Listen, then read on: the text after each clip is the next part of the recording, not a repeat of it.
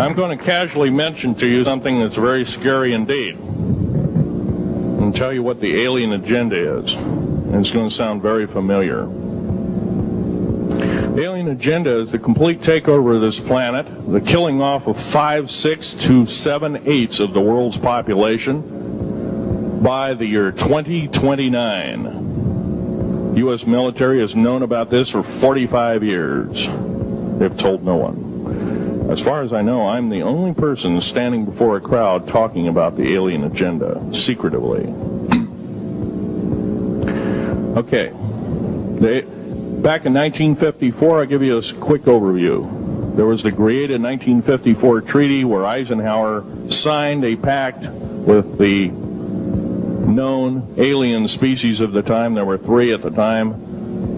And said that we're going to deal in high technology, but you can take a few head of cattle and a few human beings and you can experiment on them.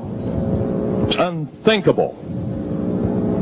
It's stuff straight out of the Nazi death camps, and I'm kidding you not, it's plain BS, and it's got to stop. Now, the created 1954 treaty had been violated. After the great firefight, the alien-human war, I am the only living survivor talking about it worldwide at all. Only one. The other 2 are in nursing homes in Canada, and the Canadian government refuses to allow any U.S. people, including myself, to talk to them because they are afraid of kidnap. Probably the reason I got shot to pieces and 11 attempts on my life is I am a direct threat to the entire system. The New World Order, the alien agenda is one and the same. It's world takeover and the decimation of the population of this planet.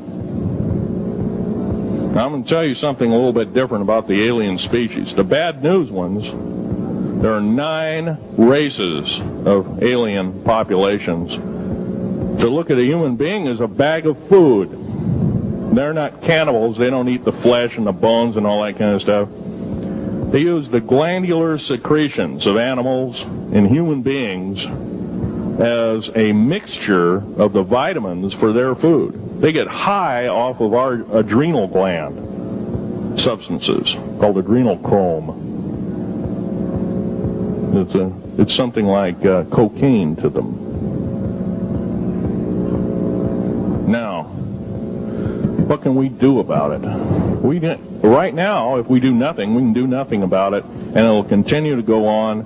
Basically, we'll be led in the dark, and you'll keep seeing more and more people disappear. Right now, there's 100,000 children totally unaccountable through FBI archives, cannot be traced anywhere. They haven't been murdered.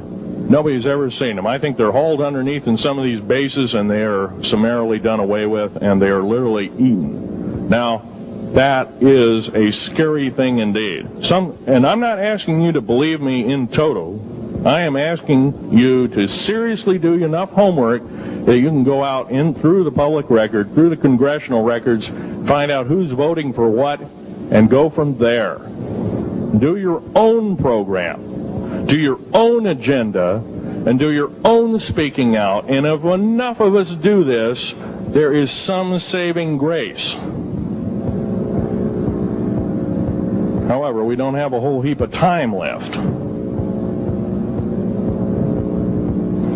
Technological governments on this planet are raping the planet. We're going to run out of everything that we need. We're going to pollute everything in sight in the better part of 20 years.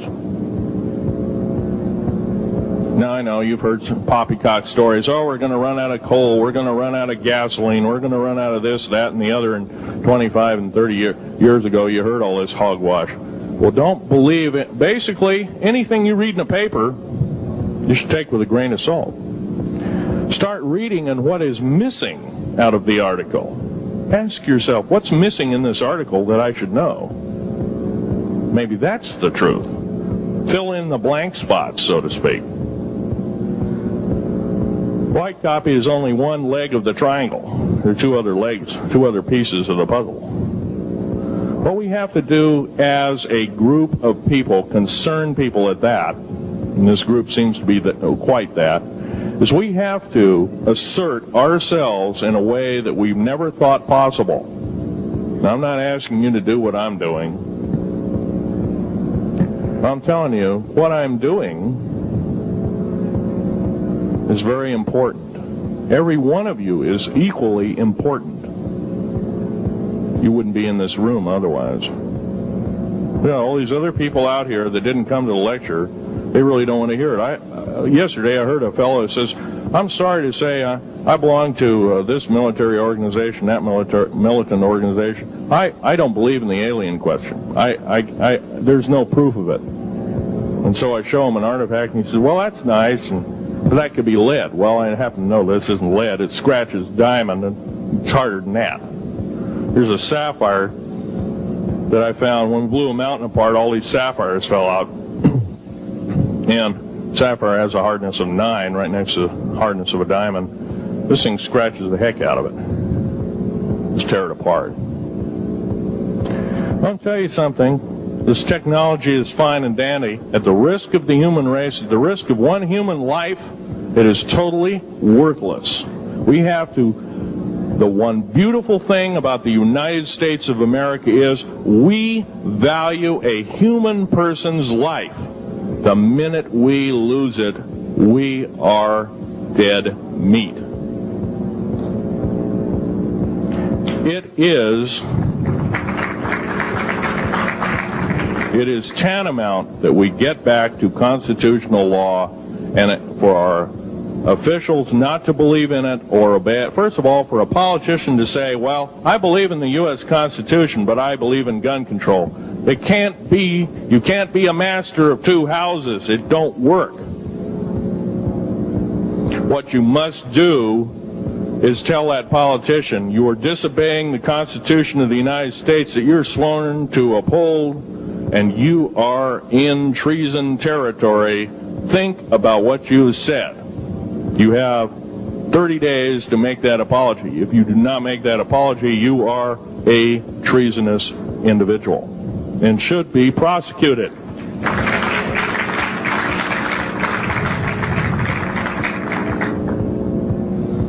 Now, there's a few other things I want to run by you, and they're kind of in rapid-fire order.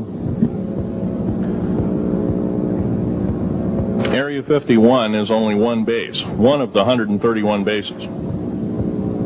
Of these 131 bases, I call Area 51 a mega base. It's got more than one base in it. It's Tonopah Test Range, Area 51, S2, S4, Groom Lake, and a host of others. Now, these mega bases are gobbling up our gross national product. Right now we're spending 28% of the gross national product on building underground bases solely.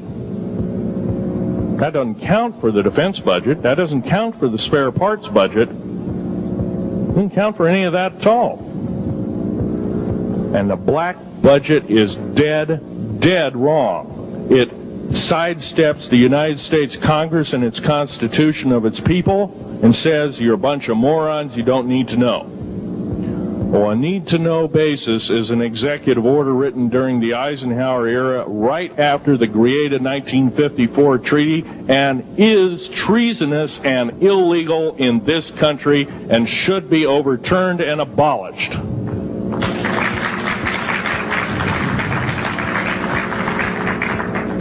Now, I believe in military preparedness. I believe in military secrecy to some extent. Because there's always going to be spies out there, and there are always going to be people that want your hunk of territory, your house, or your ground, maybe even a country like that.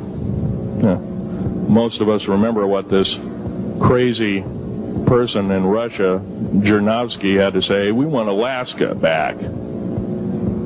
Well, baby, you're not going to get Alaska back without a horrendous fight. Alaska is my land. I was born here in these United States. I have risked my life and limb for these